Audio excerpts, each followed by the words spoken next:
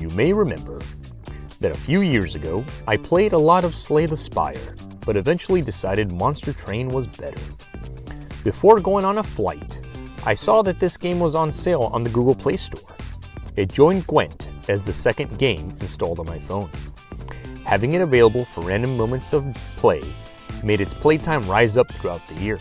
In fact, on the all-time charts, it rose from the 39th position last year to number 4 this year. I've been working without success on beating the final area of the game, essentially the New Game Plus.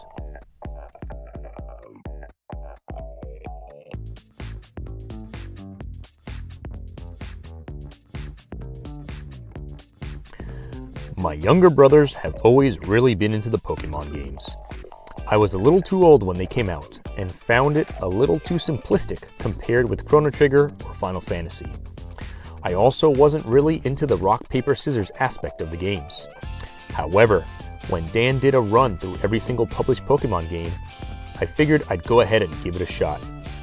I had guided Scarlet through the first couple gyms in Pokemon Red a few years ago, but I decided to go a little further into the series for my first run. I find it to be a good time killer when I'm traveling. In a world where I had my Ambernick with me as often as I had my phone, I might have played a bit more as I dealt with the grind aspects of JRPGs, especially common in the older ones. I think the game is fine, but I don't really care at all about the story. I'll probably finish it in 2026.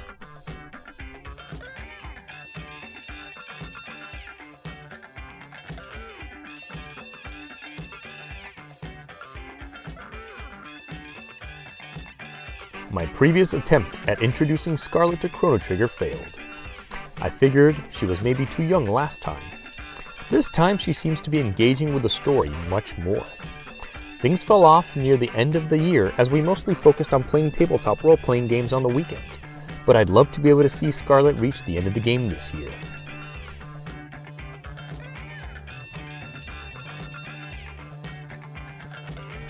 Dan got me this game as a pre-order for my birthday. I've played the franchise since the first Civ game on DOS. There have been many evolutions of the game mechanics over the decades. This one, however, is the most revolutionary. The turns are split into 3 distinct eras with 3 victory conditions. Although this allows for game balance in each era, it changes the gameplay in a way that doesn't jive with me. I've played 2 games and then left it alone. I'm not alone in this feeling, and so in 2026, they announced they'll be reverting many of these changes. I might give it another shot mid-2026.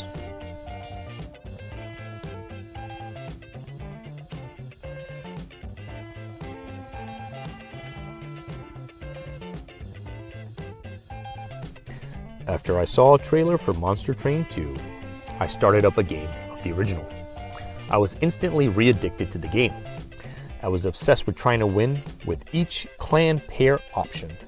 It consumed nearly every free moment I had for weeks. Then, as quickly as it had begun, its hold over me was gone, and I stopped playing. I forgot I had even played until compiling the stats for this blog post and video.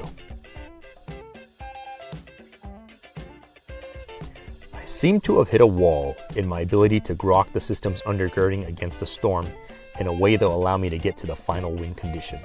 However, I loaded it up again when the Bat DLC came out. It's pretty awesome that the development team keeps evolving the game.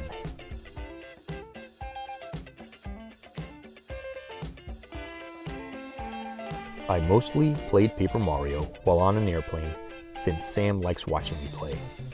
I made great progress in 2025, and I think I'm on track to finish in 2026. As I said last year, the humor is something I would have thoroughly enjoyed had I played it when it first came out.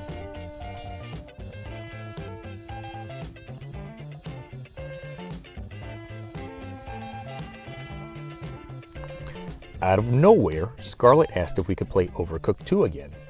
We started going through the levels we'd beaten before, trying to get more stars. On the one hand, the kids were older and better gamers. On the other hand, we hadn't played it a couple years, so it wasn't easy to earn those extra stars. Eventually, we started to get our groove back and even unlocked new Kevin levels. I also played the game on my birthday with a coworker who enjoyed the game enough to buy it herself.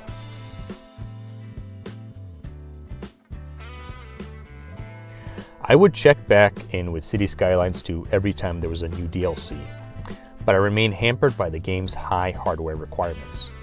I prefer to develop my cities into mega cities, so starting over with small cities again just doesn't do it for me. We'll see if Iceflake Studios, the new developer on the game, can fix things.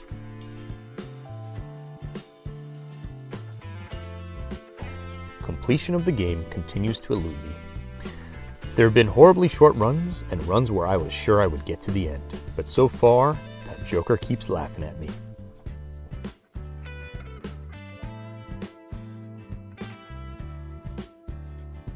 At this point, I've mostly given up on trying to beat Spelunky 2 on my own, but the kids occasionally want to play, mostly battle mode, and so we do.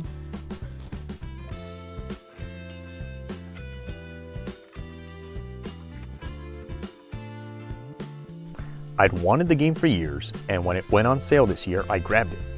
Just like FTL, the game is both a lot of fun and impossibly hard for me to complete.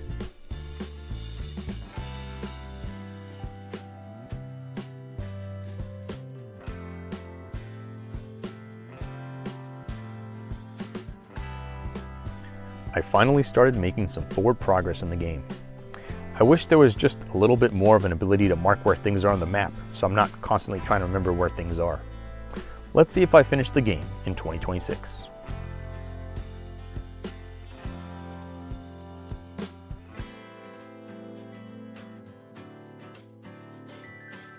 This bullet hell game was a lot of fun to play with Sam, but I wish I could play with all the kids at once.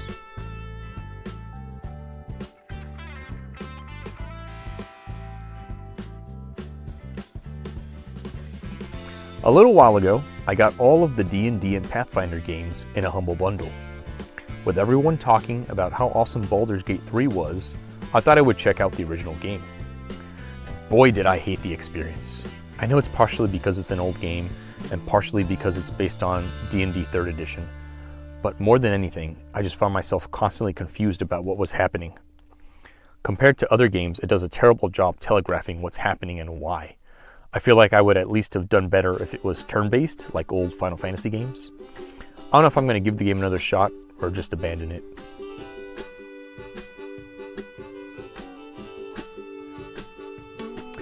Playing a little Mario Kart with the family, as I love to do.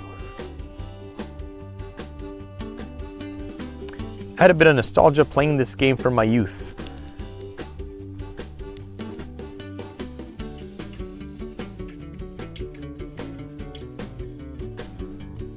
This was the first game I played in 2025, based on a request from Sam.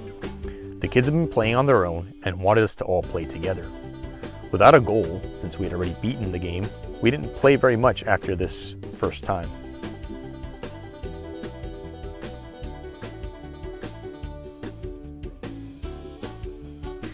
The kids have enjoyed the older Sonic racing games, so we played the demo of this one to see if they wanted it. They didn't want to buy it in 2025, but we'll see if they change their minds in 2026.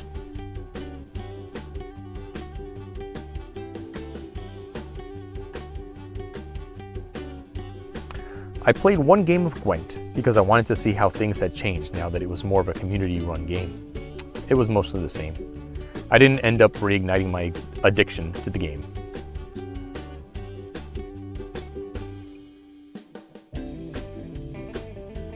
I played one round of the multiplayer games I started years ago with my brothers.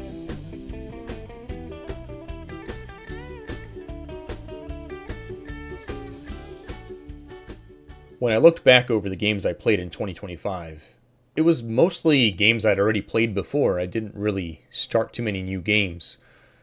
And the two new games that I had played, Civ 7 and Baldur's Gate, were a huge bust. So I thought about, of all the games I played, what was the most interesting or what was the most fun? And surprisingly enough, it was Paper Mario. The game is just full of puns and jokes and just doesn't take itself too seriously. And it would just give me moments of joy when I was traveling. And so, yeah, that's my game of the year, old as the game happens to be.